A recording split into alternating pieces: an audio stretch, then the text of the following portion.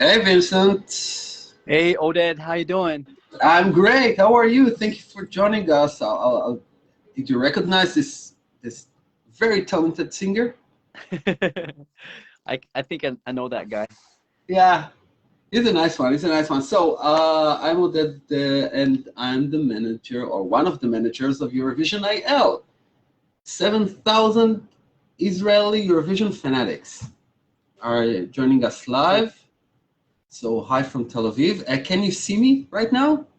Actually, can't see you. I just see your You screen. can't see me. Now you can. Now you. Oh, come on. Technical problems. I love them. No problem. I also had some because I didn't know where to, but now I Uh, knew. I can see you are in the recording studio right Yeah, now. my studio right. This is where I Oh, record. This is this Oma. is.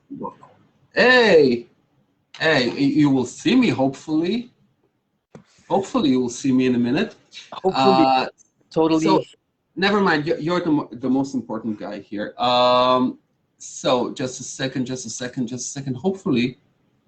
Okay. So, a few questions. We have 20 minutes. I know we're working against time, right? I pick up some questions of the members and some of my own.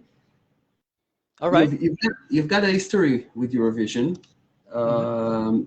You were at you tried to represent Austria in 2015. Yeah, Yeah, exactly. with all we need is that love. Yes, exactly. Yeah, I've done my homework here. you did. Uh, You did. yeah, and on 2017, you were with Nathan, actually, Exactly. Yeah, exactly. which is a personal friend. I understood.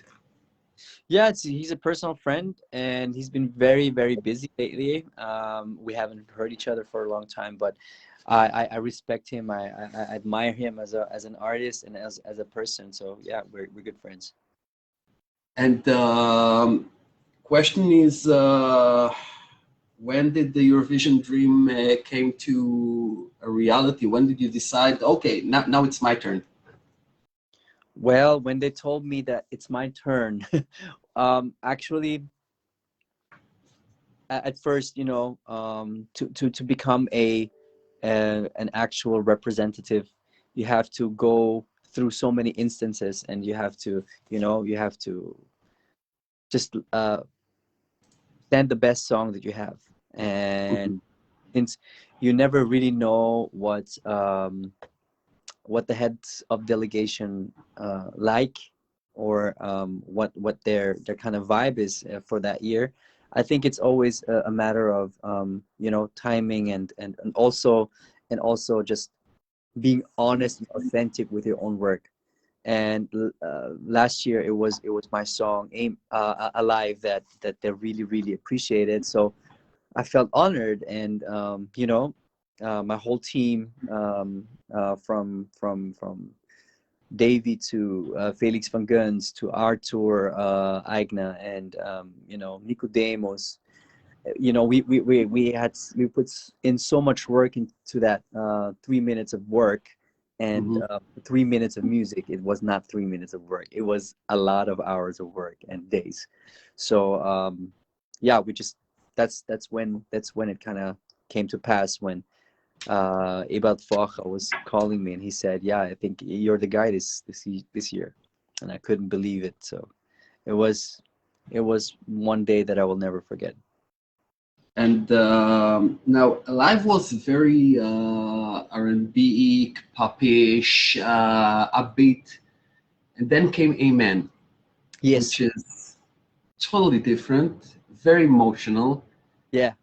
Um, how come you decided to go to a different kind of music, to a different kind of song? It's actually, I see this almost like an opportunity, like a how you say, like an album, right? Like when you have an EP, when you have an album of an artist, you express yourself in not just one sort of music genre, but in it depends on how creative your whole vibe for the whole thing is. But I think for me it was important that um, to really get the right song for this year, you know, and Mm-hmm. the right song. I really it didn't mean that it had to be my own song. It meant, you know, we wanted to create that one song, or to have that one song as representing Austria, that had the right message. And I think Amen just had it, you know, in the right moment. And it's just, you know, it's a decision that was well thought. It was not just one from one day to the other, because even our heads of delegation, we weren't sure if we should go with a ballad first, you know. But Mm-hmm. at the end of the day, we were saying, you know, the message should be the first, like um kind of like the first instance that should be the reason for choosing the song. And I think the message was the strong. Okay. Um, I can't still see you, Odin. Sorry. I still can't see you. I know, I know. I'm working on it simultaneously with questioning all sort of stuff, which No, is a no shame. problem. But we can hear you. We can hear you just fine. Fine. Okay. Now, Shira is asking. There are loads of hints and innuendos about actually death. Oh man, can I actually see them? I can't see them. I can't see the people that are asking. That are Yeah, like, yeah, I know, I know. They're asking in the group. You can see them in the group. They're asking in Hebrew actually, and I'm translating. oh, I love Hebrew. I love Israel. I love you guys too. Right back at you. Have you been to Israel, by the way? That would have been my very, very, very life wish to know, to visit Israel. So you're You more know, than welcome. We'll give you a great visit here. You're more than welcome. I would Um, love to. so just going back to Shira's question, she asked, is there actually a connection between amen to death? Because there is a kind of a bit morbid experience in the clip. Yeah. Well, the you know what we wanted actually with what we wanted what we wanted was to create the vibe of first you have that room that is very tight, almost like Mhm, claustrophobic, you know. And mhm, it represents a situation or a struggle that you think that you cannot work out, you know, like you almost give up. It's like you've you've oftentimes in our lives we feel that we are in situations or circumstances that we cannot go out from, emotions that we can't go out from, separation, anxiety, all of these depressions that we can't go out from. So it's that first stage. And we wanted to create that vibe when we the first time I sing amen, it's the first time that these walls, they don't disappear yet, but they're just moving, and they're kind of making a little bit more room through oh, letting go. It's actually this letting go, this accepting of your circumstance, the acceptance, the you know, also the leaving behind of all of these past feelings. Actually, the most important is yeah, that in all of the struggle, there is always hope at the end of the mhm. tunnel. So that's what we wanted to create. Is there a meaning for the red bird at the end?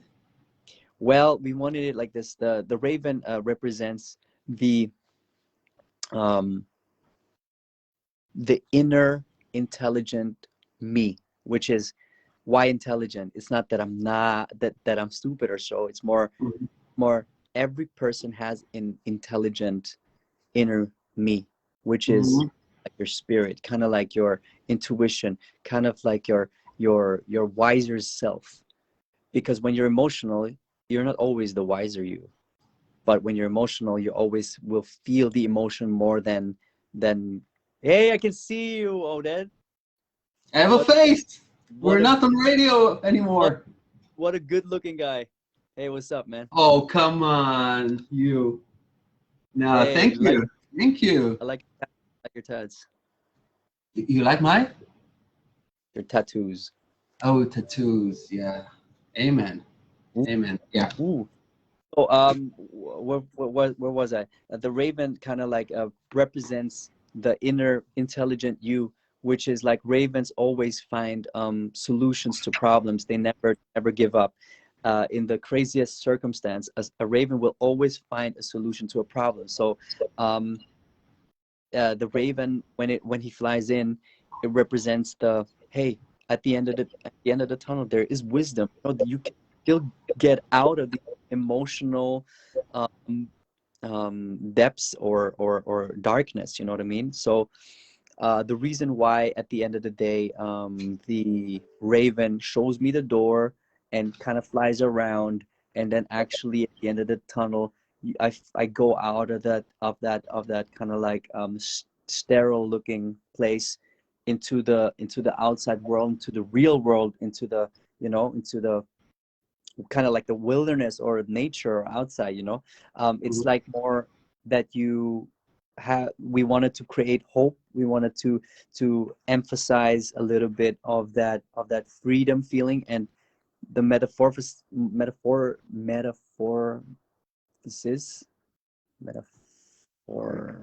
whatever I wanted to say, because sometimes I think in German, Changing. yeah, the changing aspect of the raven is that the raven is actually also a free bird, you know. And Mhm. it was more like artistically speaking, we wanted to create more emphasis on the freer human being and the freer, you know, mind of us when we let go things. So yeah, the bird was just, you know, also very happy and very hopeful. So instead of just staying a black bird, he became a very colorful bird. Yeah. Okay. Yeah, Uh, that's I've got to say that both we'll talk in a minute about your multi talents, but both of your songs show the many talents that are you, dancing and singing with your beautiful voice. And I've heard you know to play the piano, the guitar, the drums, and the bass, and you know how to dance, of course. yeah, man. It's you know, I'm not a Jacob Collier. Jacob Collier is the, you know, is the master, you know, in all of that stuff. But at the end of the day, we all strive for, you know, creating a vibe as Hmm. producers. And I love creating. I'm quite a nerd, you know, when it comes to chords and to music and all of that. And yeah, I love dancing. Not anymore as in the beginning, when I was a little younger.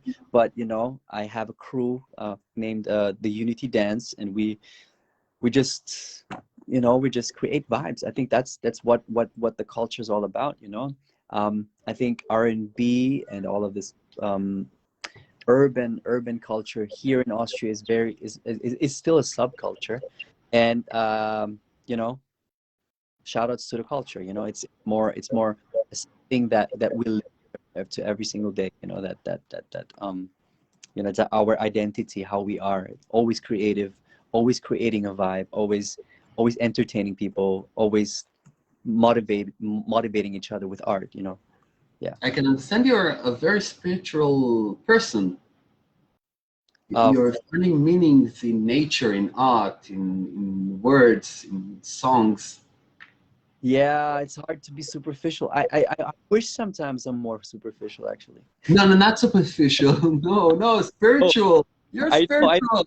know. That's why I say sometimes I wish that I would be a little bit more superficial, so that I'm not so always so deep, you know. But that's the way I am. So that's the way I am. So I love, yeah. I I think, have to say, by the way, that In the meantime, people, you can see the chat, right? The No, chat. man. You can't see the chat. Oh God. Wait, let me actually go to my laptop here. Okay, there we go. There you go. In the meantime, I'll tell you that all our friends in Eurovision IL are are are well, they actually love you to death. Actually, tell hi. Rami is in love with you, by the way. Let me see. Uh, Wait. yeah, you see now? It's Wait, in wait. Hebrew. I'll It's in open. Hebrew. I'll open Facebook. Okay. In the meantime, I'll ask you another question. You came with a man with your beautiful song, Yeah. and then you found out that Slovenia has the same another song with the same name. Yeah, that's so cool. Who did you want to kill at this instant? This is cool. This is cool. I would die. No, I totally found it cool because I was like at the beginning, I was like, hey, everyone was like making big drama about it. Like, hey, have you seen Slovenia have the same song, same song title. And I was like, for real? Let me see. And I saw it and I was actually laughing my head off because I felt like it's just so cool. It's just like, okay, gives us more fuel to be talked about, and it actually, to be a little bit let's say politically maybe incorrect in a very charming way, You a, want to kick ass? You want amen to kick Slovenia's ass? amen Come on. sorry, so what? I asked if you want, if it gave you more motivation to kick Slovenia's ass. Sorry Well, for being blunt. I don't see it like that. It is like it's more a fuel for me to make my amen even stronger, because, or let's say everyone is making their strong interpretation of their song stronger, but I think like I wanted to just it's I don't really focus on how other people are doing it. I just want to enjoy my ride, what. Let me see the chat here. Wait a second. Okay. Yeah, you can see Yo. a few German, lots of Hebrew, and Rami just wrote you in English. But why can't I see? Can't see. Oh, I'll say. You know what? Look, Can I ask someone to? Yeah. Oh, yeah. That's actually it, right? Oh no, you should enter the chat. Wait. Go to the main group. Okay. You're in the event right now. Okay. Go to the main group and you'll see us live in delay, but you'll see us live. All We're right. in the future right now. Let me see. Yeah. Can you just okay. Don't ask me to sing, please. Can you sing, please? No, you don't want me to sing actually, but I can ask questions in the meantime. Okay, since it kind of reveals that I'm okay, right there. Oh, there we go. There we go. Schon 34. Ja. Es geht noch. Ja. Aber sagen wir 5 bis 7 Minuten. Just love technical problems. Still got 10 minutes, dear, yeah? Sorry? But we still got 10 minutes, yeah? But the thing is, we've got 10 minutes. Good. I'll be brief. It's like can you just tell me again? Just tell me what I put in search Facebook, because you just entered. You remember that you entered a group, Eurovision IL. There we go. IL, yeah. Yeah. Now, in the main page, you will see our cover. Our cover is with views and welcome, both in Philippines and German. Just a second. Not a problem.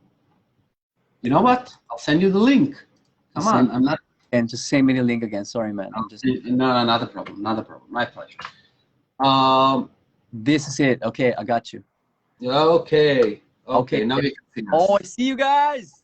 Hello. That's it. Wow, things are happening here. Yeah, now, brief questions because we have less than 10 minutes. What is your favorite Austrian Eurovision song? My favorite Austrian Eurovision song. Yeah. Well, Okay, there's quite a few. There's really quite a few. My favorite, I can't say my favorite because I don't have favorites. I really love music, and um, If I I would like, ask you the one you remember right now. you know, I have a personal relationship to the song "Running on Air" because obviously I was part in doing the background vocals there with Nathan Trent, Hmm. and at the same time, um, I liked Rise Like a Phoenix a lot. Um, and also Cesar's song. Honestly, like I don't have real favorites, but I really like these three songs a lot actually. Okay, cool. Did you hear some of this year's song in Eurovision? Did you happen to hear them?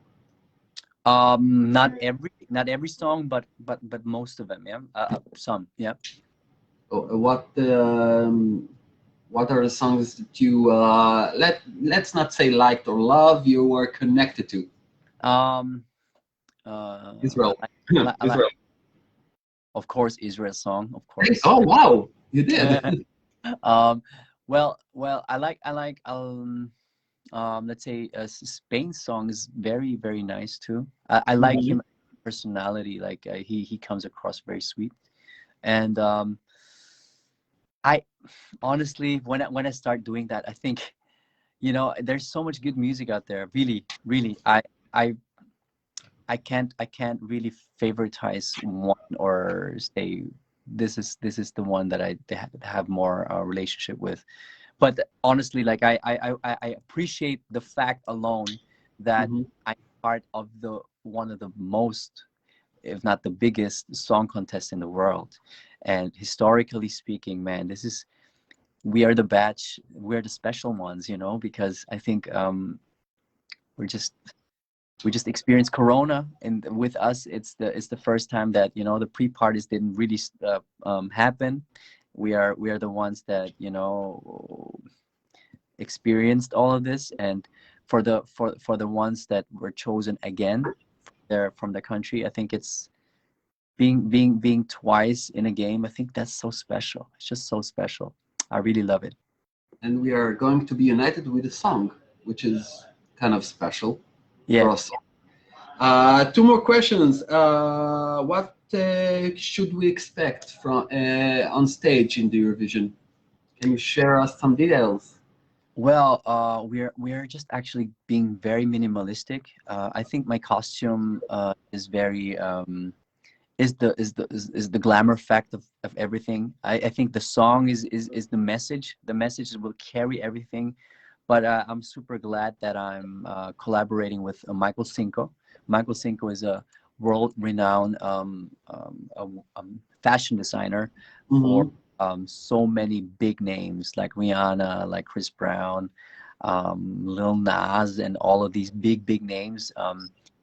Top models everywhere, and just the fact that he's a Filipino. I think this is also something that is so cool because my parents are both from the Philippines. So I do identify myself as an Austrian, but still my roots are from the Philippines. So I think it's these two cultures that I represent in my heart. So I feel this collaboration with Michael Cinco is a big deal.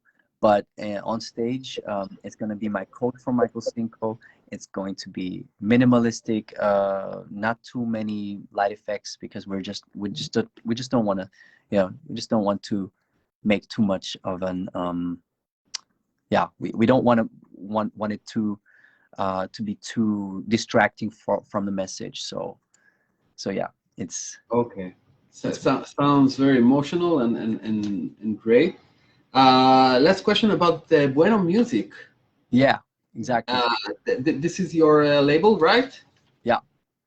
What can we expect after Eurovision? What are your plans? Well, just a second because I have to go to the next interview. Just a second. Not a problem. In